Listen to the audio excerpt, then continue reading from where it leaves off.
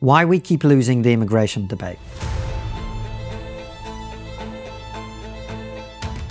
Earlier this year, at a small private gathering of political and media leaders in Australia, I was asked what advice I might have for Australians with the power to shape their nation's future. I had just explained that while their country is not as advanced as Britain and America in terms of its cultural malaise, it does appear to be on the same downward trajectory. Having dispensed with the standard British response that I have no idea why any of them should listen to my opinion, I proceeded with the standard Russian response of telling them exactly what I think as bluntly as possible. The most important thing you can do for the future of your society, I said, is not to allow immigration to become a moral issue. On the surface, this might appear to be a strange and somewhat esoteric response. Surely what politicians need to do is take control of the border, ensure border security, and stop the boats. Getting control of our borders. We need to smash the gangs. We have to stop the invasion. Stop the boats. These populist slogans are great for retail politics, and they allow charismatic anti-immigration politicians like Nigel Farage and Donald Trump to win votes. But no matter how many votes they win, culturally the fight for a sensible immigration policy is still being lost. Why? Because immigration is no longer seen as a policy issue. It has become a matter of morality. You may recall my recent appearance on the BBC's Moral Maze, in which I attempted to elicit from an academic his view of the negative trade-offs of mass immigration. I might as well have asked him about the negative trade-offs of curing cancer. It's a universal truth that all policies have positive and negative sides. What would you say are the negative trade-offs of mass immigration? Just to go back to that point, actually, No, let's not go back to the point. I'm asking you a different question. Actually, have conducted numerous interviews I'm asking you a different question. In that area. And I think Connell, what with it's characteristic respect, of... I'm asking you a different question now. What would you say are the negative trade-offs of mass immigration?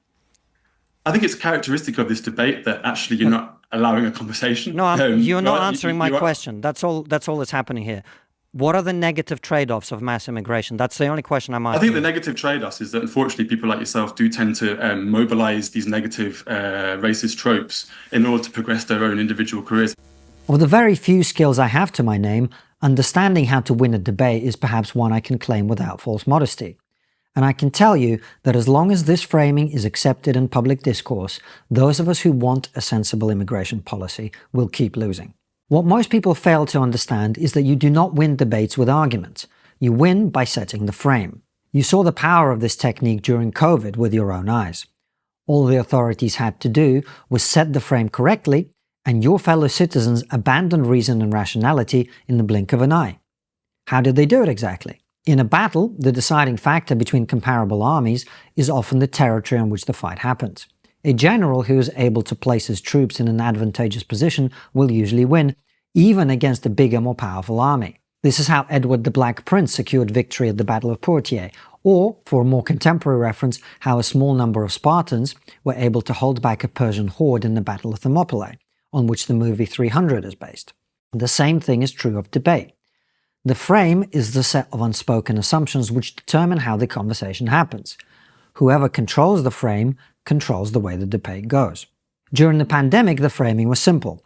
All deaths from COVID are unacceptable, and since all deaths from COVID are unacceptable, this is the only thing we must all focus on. Notice how nobody ever said this out loud. Politicians never went on TV and said, the only thing that matters is COVID deaths and our goal is to reduce them to zero. Because if they had, a lot of sensible people would have asked questions about how reasonable and realistic that was.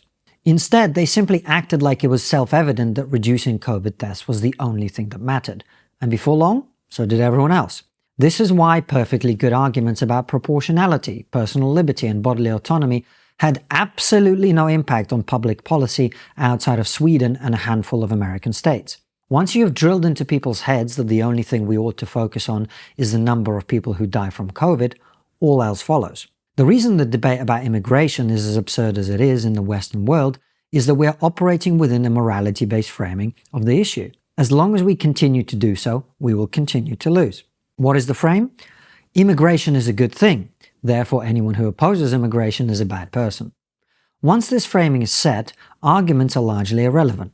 You can quote statistics, facts, figures till you're blue in the face, but all you'll ever be is an angry racist using numbers to support your immoral position. The only way to win this debate is to break the frame. The correct framing of this issue, like any other, is that immigration policy is a slider. You move it to the left when you need more immigration, and you move it to the right when you want less. Most Western countries have gone through periods when they were absolutely desperate for more people to come in.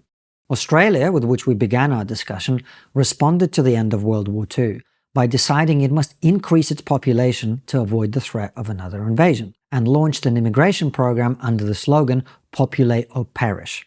Britain too increased migration after the war, encouraging colonial people to take jobs that could not be filled by British people. Canada, the US, and many European countries have encouraged migration within living memory for perfectly good reasons. In other words, the attempt to present the history of our countries as one continual process of moving from a restrictionist past to a progressive utopia is not just inaccurate, it is purposefully misleading. This framing deliberately conceals the reality that the right level of immigration varies over time.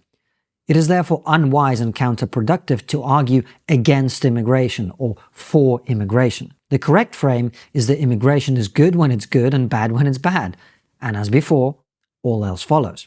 Once this framing is accepted, winning the remaining argument becomes simple.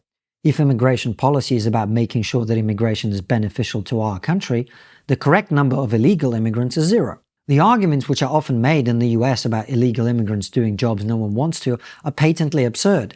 Many of the people who are desperate to do those jobs are waiting patiently for their visa application to be approved, and the only reason people enter the US illegally is that they know they won't be allowed in legally.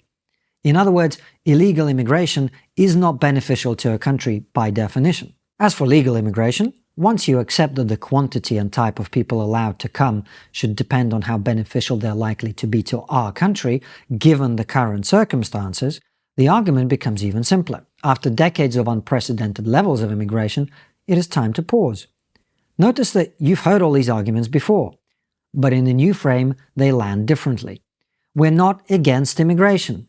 We do not hate immigrants. We in fact envisage circumstances in which we may well be delighted to welcome more people to come here.